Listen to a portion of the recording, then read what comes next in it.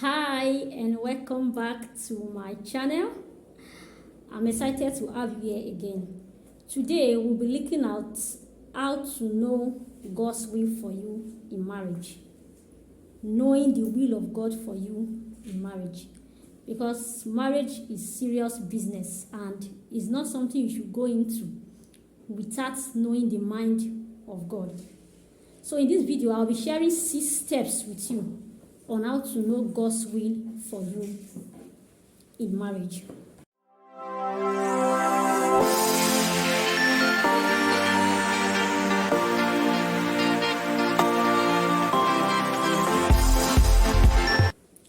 The first step to knowing God's will for you in marriage is be born again.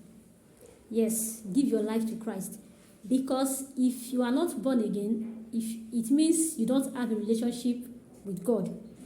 And that means God cannot speak to you. Someone you don't know cannot speak to you. Someone you don't know, you can't relate to that person. So the first step is to be born again so you can have a relationship with God. The second step is know how God speaks to you. Because the way God has been speaking to you about every other aspect of your life is the same way He will speak to you concerning who you will marry. Because I believe it's not when you want to marry that you start praying to God. You might have been praying to God about other things that concerns your life. And you have been hearing from God. God has been speaking to you. So the way God has been speaking to you before, He will still speak to you in the same way. It might be through dream. It might be through His word. It might be through your pastor, your parents. Just know the way God speaks to you. The third step is pray without having anybody in mind. This step is very important because your emotions generally can be deceptive. And this marriage thing is both head and heart. So you can't allow your emotions to be your leading factor. So when you are praying, you have to put all your emotions aside. You have to put anybody out of your mind so you can hear clearly from God. This is kind of difficult for some people because they may already have who they like. Someone might be interested in them already and all of that. So, but if you truly want to say, yes, it's God's will I want to know, then you have to remove the thought of anybody from your heart when you are praying so you can hear clearly from God. The fourth step is ask a trusted friend or person to join you in prayer. This step is optional, but I added it because sometimes it's good for confirmation. You know, when God speaks to 2 or 3 persons concerning the same thing and then it is confirmed, I feel it's better. But it's not good for you to rely totally on what somebody else is telling you about who you should marry. Ask people to pray with you, but people should only confirm what God has told you. People should only confirm what God has showed you. So asking people to join you in prayer doesn't mean they will tell you this is the person you must marry. They will only confirm what you have heard from God. The 5th step to knowing God's will for you in marriage is ask God for a sign. Like ask God for a physical confirmation.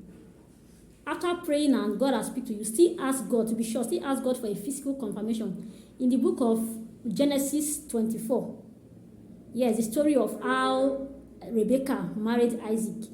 In that story, Abraham's servant, when he was going in search of a wife, he prayed to God. He told God, as I'm going on this journey, I want a sign. Let the girl that will come to draw water from the well and feed me and feed my camel and things like that. He prayed and asked God for physical sign or confirmation, and it happened like that. In the book of Judges too, Gideon also asked God for a physical confirmation or sign. So you can also try that. It will help you to really be sure when God is speaking to you. Then the last step, which is very important, is your inner peace. The will of God for you must come with inner peace. If you have prayed and you are seeing someone and you conclude that this is the person God wants you to marry and there's no inner peace, there is fear, there's uncertainty in your heart, it means God has not spoken to you or you have not heard clearly.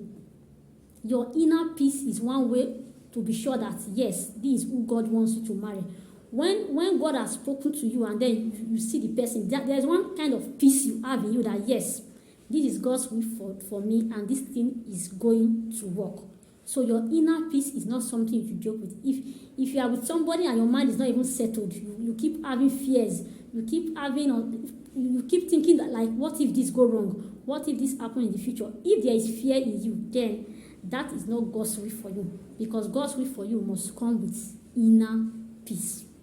So these are the 6 steps to knowing God's will for you in marriage.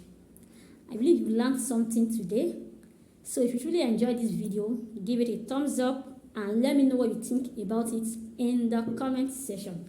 Share these videos, and if you are just seeing my video for the first time, please subscribe, and after subscribing, hit the bell button so you can get notified whenever new video pops up.